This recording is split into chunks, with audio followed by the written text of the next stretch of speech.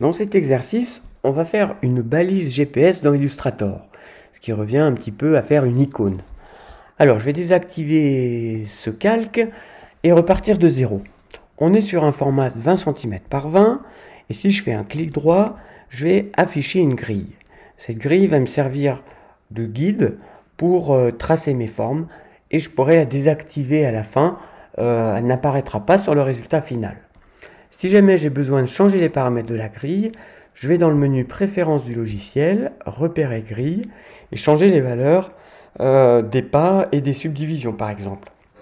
Là, les 2 cm de pas, ça correspond aux lignes gris foncé qui sont ici, qui sont subdivisées par 4, et c'est les lignes gris clair. J'obtiens ainsi des repères tous les 0,5 cm, et en activant par le menu affichage le magnétisme, je vais pouvoir, en traçant mes formes, observer qu'automatiquement les bords de la forme se collent au repère de ma grille. Je trace un cercle de 6 cm, je choisis l'outil de sélection directe, je clique sur le point d'ancrage du bas et je vais essayer d'étirer ma forme. Le problème, c'est qu'ici, il reste des courbes, alors que ce qui m'intéresse, c'est d'avoir des lignes droites entre ces deux points d'ancrage.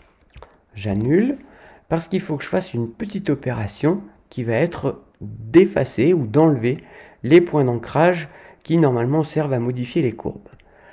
Pour ça, je vais sur l'outil plume et je sélectionne outil point d'ancrage. Je clique sur le point d'ancrage pour faire disparaître les poignées. Je reprends la sélection directe et cette fois, je vais pouvoir modifier ma forme et obtenir des lignes un peu plus droites entre ces deux points d'ancrage. Une fois que j'ai fait ça, je vais tracer un deuxième cercle de 2 cm et lui donner une autre couleur. Avec la flèche de sélection, je le place où j'ai envie et j'observe bien que dans mes calques, on a bien deux formes, le petit cercle bleu et la forme de base de ma balise. Ce qu'il faut faire maintenant, c'est percer la forme noire à l'emplacement de la forme bleue. Donc pour ça, je vais sélectionner les deux formes et me rendre dans le menu Fenêtre Pathfinder pour faire apparaître ce menu qui me permet de travailler la combinaison des formes. Je vais choisir Soustraction pour percer la forme noire à l'emplacement du cercle bleu et j'observe bien que je vois en arrière-plan la grille, ce qui veut donc dire que ma forme est bien percée. À partir de là, je peux modifier la couleur ou passer cette forme en contour et éventuellement la redimensionner. Donc pour ça, je sélectionne le bord du cadre, l'angle du cadre et je vais modifier son emplacement. Pour garder un rapport harmonieux hauteur-largeur, j'appuie en même temps sur Shift et je peux ainsi modifier la hauteur de ma balise. Je vais la déplacer et vous montrer une petite variante puisque je peux, comme on a parlé d'icône tout à l'heure, par exemple tracer un cercle et cette fois lui donner une couleur verte et amener dessus ma balise. Alors ce que je vais faire, c'est que je vais la copier-coller pour pouvoir garder l'original.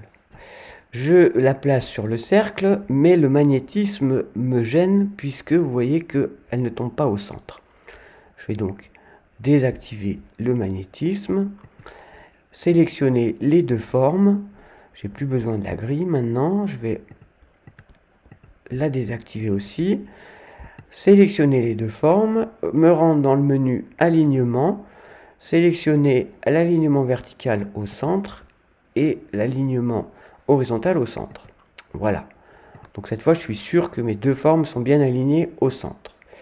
Et faire la même chose que tout à l'heure, c'est-à-dire de percer la forme verte par la forme noire. Je vérifie bien l'ordre de mes calques. Je vais sur le Pathfinder et je soustrais. Cette fois, on va faire comme ça pour le voir, on a la balise qui est percée, et c'est le vide qui dessine la balise. Donc je reviens sur une couleur noire. Hein. Et cette fois, ce que je vais faire, c'est que je vais aligner mes deux formes comme ça très rapidement pour vous montrer qu'on peut obtenir deux résultats sur la même base et créer ainsi des variations.